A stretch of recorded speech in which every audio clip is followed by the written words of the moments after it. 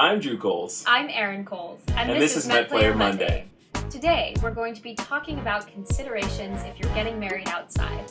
Due to COVID and the ability to have larger gatherings outdoors versus indoors, it's likely that you're considering hosting your wedding outside. We've played plenty of outdoor weddings, so we'd love to offer some advice.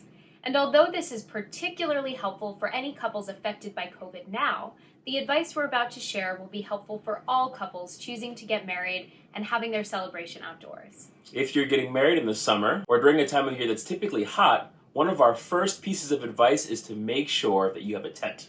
This may seem like a given, but we've actually encountered outdoor weddings in the middle of summer without a tent.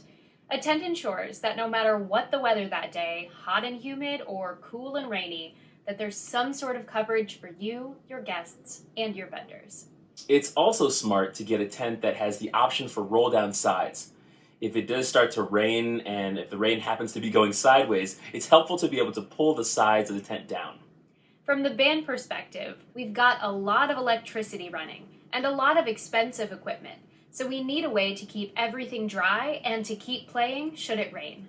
And for wedding ceremonies, you'll want to make sure that your guests aren't waiting outside in the unabated sun for the ceremony to start.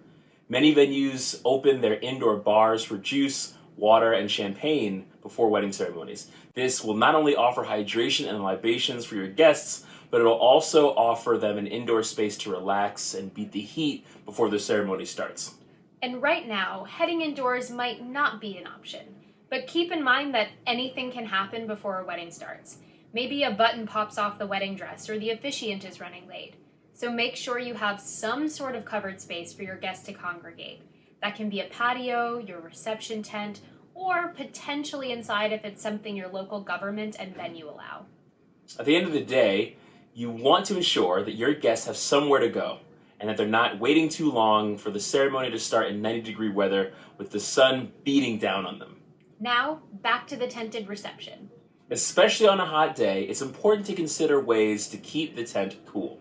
The first and easiest way is to set up large floor fans that help to circulate the air. You can also ask your tent rental company if they have the ability to install ceiling fans within the tent. We've seen plenty of tents where this is the case, and it's pretty cool. Lastly, some rental companies offer portable air conditioning units that you can order ahead and use throughout the day if it's especially hot. The next consideration is making sure that you have plenty of water. We played a wedding where it was 95 degrees and about 100% humidity, and the caterer ran out of water.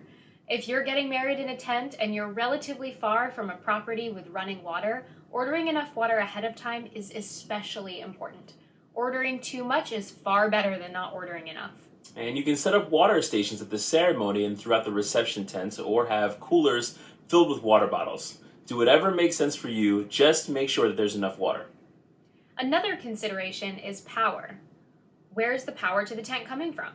Most tents need enough power to support lighting within the tent, a food service truck, the band or DJ, fans or air conditioning units, and other vendors like a photo booth or a popcorn station, for example. So find out from your venue or the property where all that power will come from. And if you find that your venue or property doesn't supply power, you'll need a generator. This reminds me of a wedding we played where the generator at the tent didn't supply nearly enough power for both the caterer and for us to plug in. So we had to run about 400 feet of extension cables up to an outdoor outlet at the main venue in order to pull the power we needed. Most couples will never hear of such instances because we're not about to let you worry on your wedding day. But in order to prevent any of your vendors from having to do something similar on your wedding day, make sure you consider where power is coming from.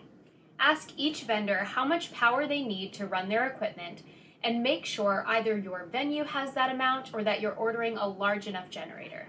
For example, we ask for 120 volts at 30 amps, which typically means 2 dedicated circuits, as these circuits often are found in 15 or 20 amp groupings.